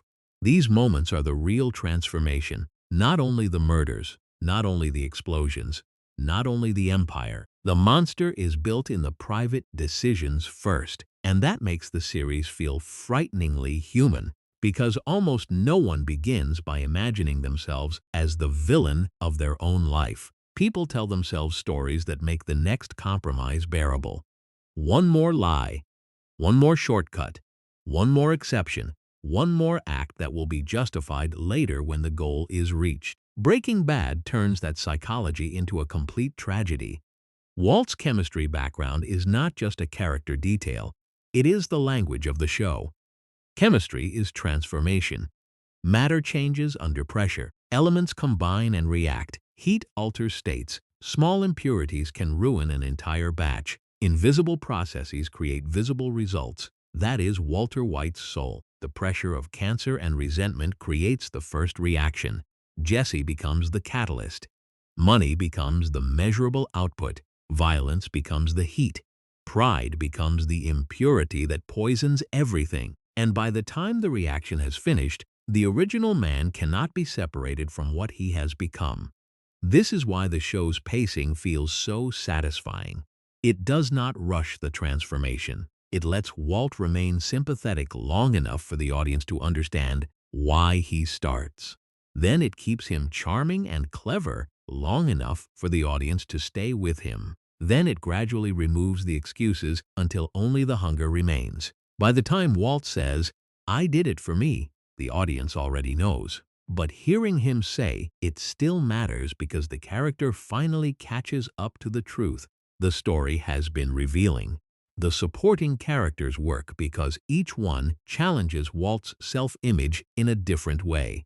Skyler challenges the lie that his actions are harmless at home. Jesse challenges the lie that Walt is still a teacher rather than a manipulator. Hank challenges the lie that Walt can remain invisible forever. Gus challenges the lie that Walt is the only genius in the room. Mike challenges the lie that Walt is professional. Walter Jr. challenges the lie that Walt's family will accept his money as love. And each time someone challenges the myth, Walt either lies harder, pushes harder, or destroys the challenge. That is his pattern. He does not grow through confrontation. He defends the identity that crime has given him. Even his moments of vulnerability often become tools. His illness is real, but he uses it. His fear is real, but he uses it. His love is real, but he uses it. That is what makes him so hard to simplify. Walter White is not pretending to feel everything. He does feel, but the feeling does not stop him from hurting people. Sometimes it helps him justify hurting them. That is one of the most uncomfortable truths in the series. Love and harm are not always opposites. Walt loves his family and destroys them. He cares about Jesse and ruins him. He grieves Hank and caused the conditions for his death. He wants legacy and leaves behind trauma. He wants dignity and dies as a wanted criminal in a meth lab. The contradiction is not a flaw in the writing. It is the point. Breaking Bad also builds tension through the difference between what characters know and what the audience knows. We know Walt's secrets long before Hank does. We know Jane's death was not what Jesse thinks it was. We know Brock's poisoning has a hidden truth before Jesse fully understands it. We know Skyler's fear is justified even when others cannot see it. We know the family gatherings are sitting on top of a bomb. That dramatic irony turns ordinary scenes into suspense. A dinner table can feel as dangerous as a shootout because the truth is always close to the surface. A joke from Hank can cut deeper because we know he is joking with the man he is hunting. A quiet glance from Skyler can carry more pressure than a threat from a gangster. A book in a bathroom can become more explosive than a weapon. This is why the show's domestic scenes are so important. Breaking Bad is not great only when it is violent. It is great when nothing violent is happening, but every lie in the room is alive. The series also uses Albuquerque not just as a setting, but as a moral landscape. The bright sun, open desert, suburban homes, strip malls, fast food restaurants, labs, offices, and empty roads create a world where crime is not hidden in darkness. It happens in daylight. It happens beside ordinary life. The desert gives the show a mythic quality, but the city keeps pulling it back into reality. That contrast matters. Walt is not operating in some distant criminal underworld separate from normal society. His crime moves through classrooms, family homes, car washes, restaurants, hospitals, lawyer offices, laundries, and nursing homes. The ordinary world and the criminal world are not two separate places. They overlap constantly. That overlap is part of the horror. The respectable businessman may be a drug lord. The goofy lawyer may be a criminal architect. The exhausted teacher may be Heisenberg. The family home may contain the clue that solves the case. The series keeps telling us that danger does not always look like danger. Sometimes it looks polite. Sometimes it looks weak. Sometimes it looks like a man who says he is doing everything for his family. And then there is Jesse's final importance as the closest thing the series has to a wounded conscience. Jesse sees Walt in ways others do not because he experiences both Walt's brilliance and Walt's cruelty directly. He knows the thrill of being chosen by Walt and the pain of being used by him. He knows what it feels like to be saved and sacrificed by the same person. That duality is why Jesse's story becomes so emotionally heavy. He is not simply the sidekick. He is the human cost of Walt's transformation made visible. When Walt rises, Jesse sinks. When Walt gains control, Jesse loses autonomy. When Walt gets recognition, Jesse gets guilt. When Walt tries to secure legacy, Jesse loses the people he loves. By the final season, Jesse's face carries the weight of the whole series. The jokes and slang from the early episodes feel like memories from another life. He has seen too much, done too much, been manipulated too deeply. His escape does not erase that. It only gives him the chance to exist outside Walt's shadow. That is why Jesse driving away is one of the few final images that feels like breath. Not peace, not happiness. Breath. The possibility that the reaction does not have to keep going forever. Walt does not get that possibility. He returns to the lab because that is where the reaction ends for him. He is not dragged there. He chooses the final route. He builds the final weapon. He closes the final loops he can close. But the emotional destination is still the same, the work. He dies beside the thing that made him feel powerful, and that final touch of the lab equipment is almost affectionate. It tells us that Walt's deepest intimacy by the end may not be with any person. It is with the craft, the process, the proof of his brilliance. He lost the family, the partner, the home, the name, the future. But for a few seconds, he is with the one thing that never made him feel ordinary. That is beautiful and horrifying at the same time, because it means he understands himself more clearly, but only after the damage is finished. Breaking Bad's ending leaves no easy comfort. Walt completes some final tasks, but he cannot repair the moral universe. Jesse is free but traumatized. Skyler is alive but scarred. Walter Jr. may receive money but will never receive the father he thought he had. Marie has no Hank. The city has bodies. The legend of Heisenberg has ended, but the consequences remain. That is how real collapse works. The event ends, the aftermath lives, and maybe that is why the series became more than a popular show. It became a reference point for how television could track a moral descent with precision, patience, and consequence. It proved that a character could be fascinating without being admirable, sympathetic without being innocent, and tragic without being redeemed. Walter White is not unforgettable because he breaks bad in one shocking moment. He is unforgettable because every step makes sense while still being wrong. That is the nightmare. The path to destruction is not always irrational. Sometimes it has reasons, good reasons at first, understandable reasons, painful reasons. But if those reasons are never challenged by honesty, they become cover for something darker. Walt's life is full of doors. A door to accept help, a door to stop after enough money, a door to tell the truth, a door to let Jesse go, a door to walk away after Gus, a door to choose humility when pride is easier. Again and again, he chooses the door that keeps the myth alive. And by the time he finally admits the truth, the myth has eaten the life it was supposed to protect. That is the final lesson of Breaking Bad. Not that anyone can become a monster overnight, but that a person can become one choice by choice while still believing the story that they are the hero. Walter White wanted to leave something behind. He did, but it was not only money, it was a warning, and that warning becomes even sharper when you think about what Breaking Bad refuses to romanticize. The series lets Walt be brilliant, but it never lets brilliance become innocence. It lets him be funny, but not harmless. It lets him be wounded, but not excused. It lets him win, but not without cost. That balance is why the show works so well as both entertainment and tragedy. Many stories about anti-heroes accidentally make the danger look too attractive. Breaking Bad walks closer to that line than almost any show, but its structure keeps pulling the audience back to consequence. Every time Walt seems impressive, the story eventually asks what that impressive moment did to someone else. Every time his plan works, the show asks who had to suffer for the plan to work. Every time Heisenberg feels powerful, the show reminds us that power is not the same as greatness. That is why the series can make a scene thrilling and horrifying at the same time.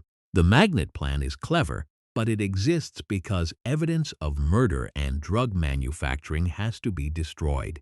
The train heist is suspenseful, but it ends with a dead child.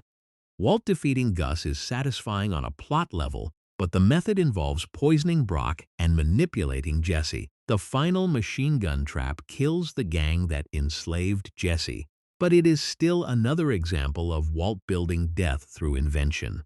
Breaking Bad constantly makes the audience feel the thrill first, then face the moral bill afterward. That is the show's greatest trick. It does not lecture the viewer from a safe distance. It pulls the viewer into Walt's logic. It makes us understand the pressure, enjoy the cleverness, fear the enemies, and hope the plan works. Then it turns the camera slightly and shows the blood on the floor. That is why Walt's final confession is not just important for Skyler. It is important for the audience too. He says he did it for himself because the viewer has watched him do it for himself for years. We have watched the family excuse stretch beyond recognition. We have watched the money become meaningless. We have watched pride survive long after survival should have been enough. His confession is not a surprise twist. It is the final removal of the mask. And once that mask is gone, the whole series becomes clearer. The first episode is not only about a man afraid of dying. It is about a man afraid that his life never mattered. The meth business is not only a way to make money, it is a way to force the world to react to him. The name Heisenberg is not only criminal branding, it is a second birth. The empire is not only an operation, it is a monument. But monuments built from damage do not stand cleanly. They cast shadows. For Skyler, the shadow is a ruined future. For Walter Jr., it is the memory of a father he cannot reconcile with the criminal revealed to him. For Marie, it is Hank's absence. For Jesse, it is trauma carried in the body. For Albuquerque, it is the path of blue meth, violence, fear, and grief. For Walt himself, it is the final truth that he became unforgettable by becoming unforgivable. That does not mean every viewer will feel the same way about him. Some viewers focus on the courage of a dying man refusing to be crushed. Some focus on the genius. Some focus on the tragedy of wasted potential. Some focus on the cruelty. The strength of Breaking Bad is that all of those readings exist inside the same character, but the ending gives them an order. Walt's pain explains the beginning. His choices define the ending, and that distinction matters. Pain can explain why someone reaches for power. It cannot excuse what they do once they have it. The series also becomes stronger when you compare Walt's idea of legacy with the legacy he actually leaves. Walt wants money to stand in for love. He wants the cash to prove that all the horror had a purpose. But money is a weak container for moral meaning. It can pay bills, it can create options, it can change a family's material future, but it cannot resurrect trust. It cannot restore Hank. It cannot give Walter Jr. his father back. It cannot remove Skyler's fear. It cannot erase Jesse's captivity. Walt's money survives only by becoming anonymous. His name survives as a warning. That is the bitter joke of his legacy. He wanted credit, but the only useful legacy requires no credit. He wanted his family to know he provided, but his provision has to arrive under someone else's name. He wanted to be remembered as powerful, but the people who remember him most closely remember terror, betrayal, and grief. In that sense, Walt gets exactly what he wanted and exactly what he deserved. He gets to matter, but not in the way he imagined. Breaking Bad's final power comes from the fact that it does not need a moral speech at the end. The story itself has already made the argument. A man who could not accept help destroyed the family he said he loved. A teacher who wanted respect turned his student into a victim. A chemist who understood reactions failed to understand consequences. A provider who wanted to secure the future poisoned the present so badly that the future could never be clean.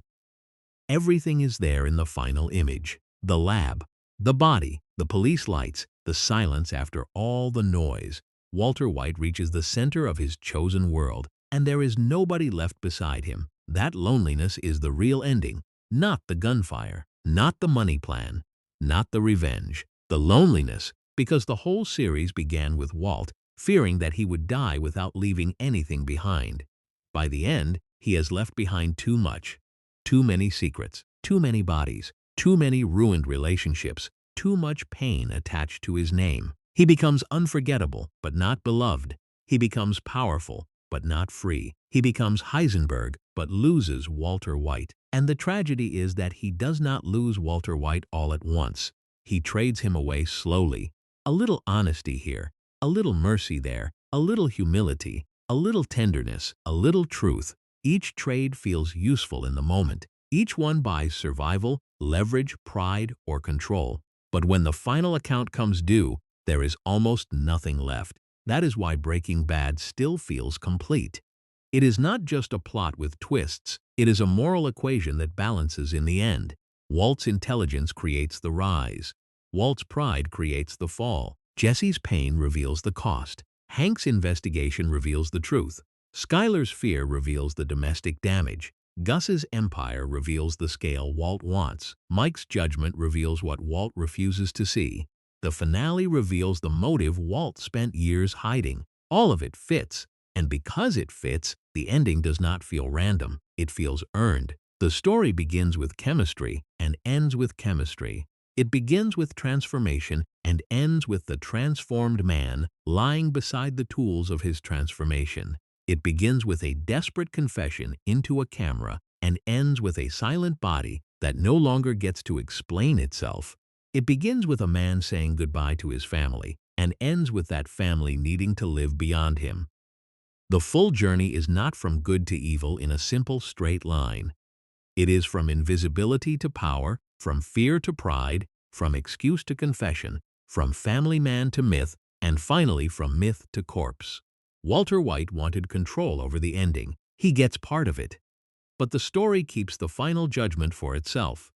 And that judgment is clear. He was brilliant, he was suffering, he was underestimated, he was capable of love, and he was still responsible. That is the uncomfortable greatness of Breaking Bad. It does not let us hide inside one easy answer. It makes us sit with the full reaction. The damaged man, the dangerous man, the loving man, the lying man, the genius, the coward, the kingpin, the father, the teacher, the killer. All of them are Walter White. All of them lead to that lab floor. And when the camera leaves him there, the story is not asking us to celebrate him. It is asking us to understand how he got there and why understanding is not the same as forgiveness. In the end, Breaking Bad is not only about crime, it is about the stories people tell themselves so they can keep going after they know they have crossed a line. It is about how pride can wear the face of sacrifice. It is about how a man can love his family and still use that love as camouflage for ego. It is about how the need to matter can become more destructive than the fear of death. Walter White was dying when the series began, but Heisenberg was born because Walt could not bear the thought of dying ordinary. And once that part of him was alive, it demanded everything: the money, the name, the fear, the empire, the family, the soul. That is why the final lesson is so simple and so brutal. Walter White did not lose everything because he broke bad. He broke bad because somewhere deep inside, losing everything felt better than remaining nobody.